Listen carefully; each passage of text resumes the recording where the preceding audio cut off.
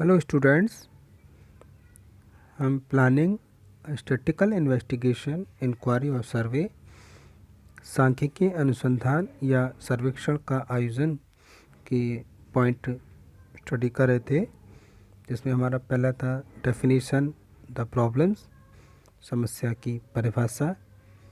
Second था objects और purpose of investigation, अनुसंधान का उद्देश्य। थर्ड था scope of investigation.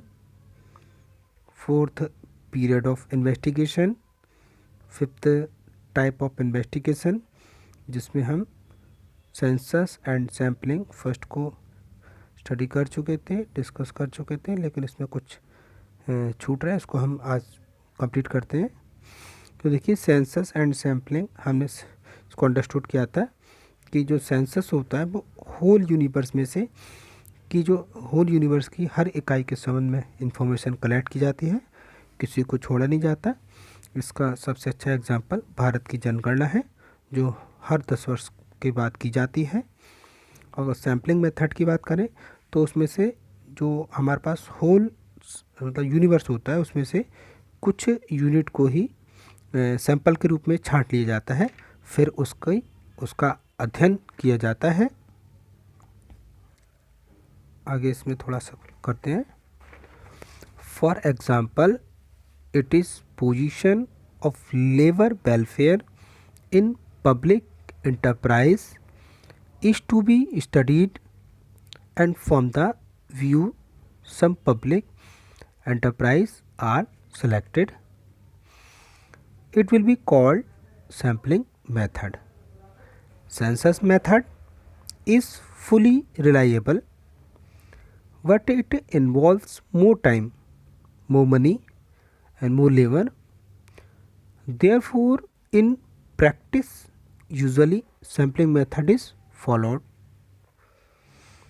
In this method also there are three important method for selecting sample. For example, सरकारी उद्योगों में श्रम कल्याण की स्थिति का अध्ययन करना है, तो यदि इस दृष्टि से कुछ सरकारी कारखानों के आधार पर अध्ययन किए जाए तो इसे हम सैम्पलिंग मतलब निदर्शन रीति कहेंगे। जो संगणना रीति पूर्ण रूप से विश्वसनीय होती है, लेकिन इसमें हमारा टाइम, मनी और लेबर ज़्यादा लगता है। इसलिए व्यवहार में अधिकांश अनुसंधानों में सैम्पलिंग मेथड को ही फॉलो किया जाता है। और सैम्पलिंग मेथड में सैंपल चुनने की 3 प्रमुख रीतियां हैं। कौन कौन सी देखेंगे। फर्स्ट, डेलिबरेट सैम्पलिंग, सविचार निदर्शन।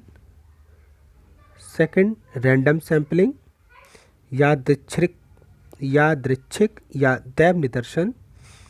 एंड थर्ड, स्ट्रेटिफाइड और मिक्स सैम्पलिंग, स्तरित या मिश्रित निदर्शन। तो यहाँ जो हमारा रैंडम सैम्पलिंग होते हैं, इसकी और भी काफ़ी मेथड होते हैं, उसको हम आगे की वीडियो में क्लियर करेंगे। अब सेकंड देखते हैं, डायरेक्ट और इनडायरेक्ट इन्वेस्टिगेशन, प्रत्यक्ष तथा अप्रत्यक्ष अनुसंधान। Direct investigations are those in which fact themselves are capable of quantitative expression, i.e. height, age, distance, income, expenditure, production, import, export, etc. तो जिन अनुसंधानों में तथ्य स्वयं ही संख्या के रूप में होते हैं, उसे हम डायरेक्ट इन्वेस्टिगेशन कहते हैं। जैसे किसी की हाइट है, एज है, डिस्टेंस है, आय व्यय या उत्पादन, इंपोर्ट एक्सपोर्ट मतलब आयात निर्यात, तो इनके संबंध में जो अनुसंधान किया जाता है तो उनमें क्या होता है, ये खुद ही डिजिट के रूप में होते हैं। On the other hand, indirect investigation are those in which qualitative facts are converted into quantitative measurements, i.e. the intelligence of student is measured on the basis of marks obtained in examination। अगर हम दूसरी तरफ देखें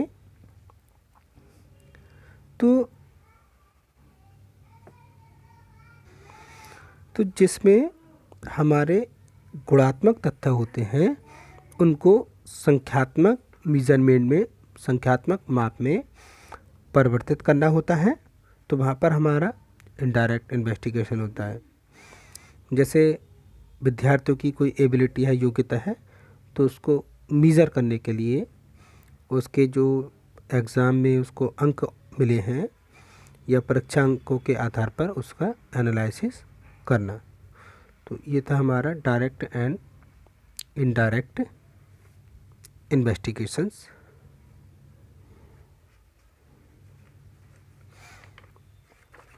next, original and repetitive investigations. Original मौलिक या पुनरावृत्ति अनुसंधान। An original investigation is one which is conducted for the first time, while a repetitive investigation is one which is carried on in continuation or is merely a periodical repetition of N investigation. तो देखिए, मौलिक अनुसंधान वह है जो किसी क्षेत्र में फर्स्ट टाइम किया जा रहा है, मतलब पहली बार किया जा रहा है, तो वो हमारे मौलिक अनुसंधान कहलाता है। तो इसके लिए अनुसंधान की योजना एक नए ढंग से और एक नए विचार के बाद करनी होती है।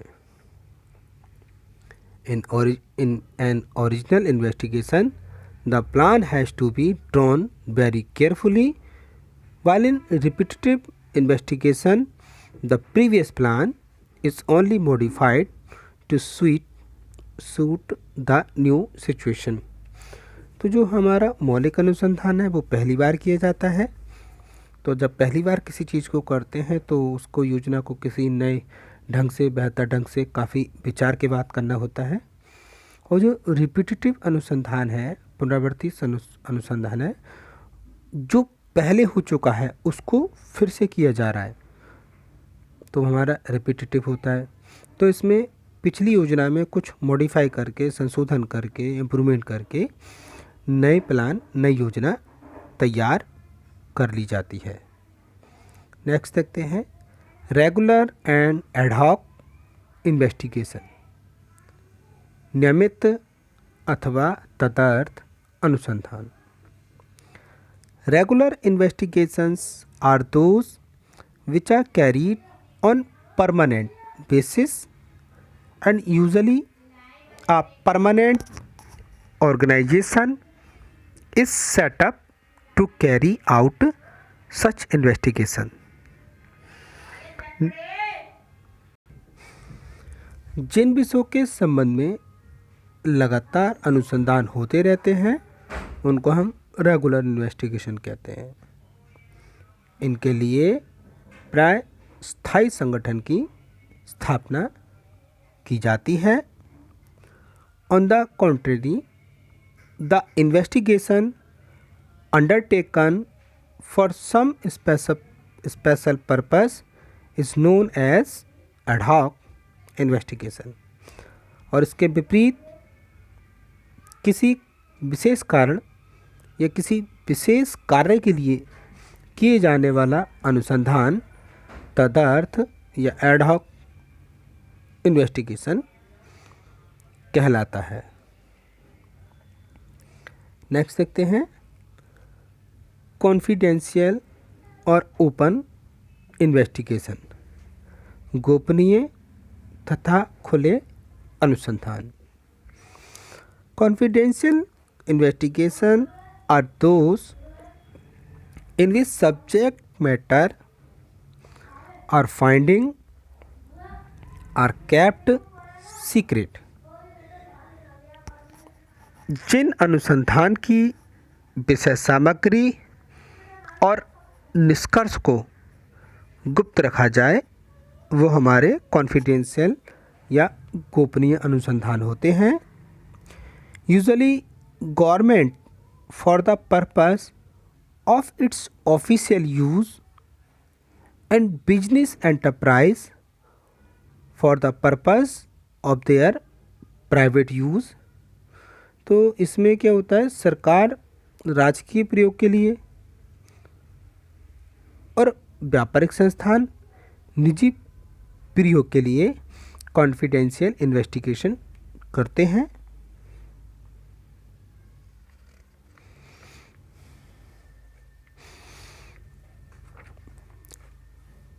Organize confidential investigation। In open investigation, all facts are made available for the information of general public।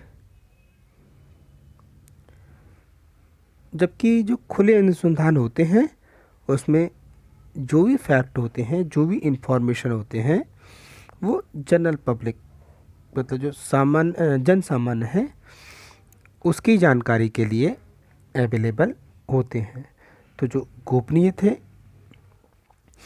गोपनीय अनुसंधान सरकार राजकीय प्रयोग के लिए करती है और कोई व्यापारिक संस्थान है वो निजी प्रयोग के लिए करते हैं, और जो खुले अनुसंधान होते हैं वो जन सामान्य की जानकारी के लिए अवेलेबल होते हैं। तो आज की वीडियो में बस इतना ही। Thank you very much students।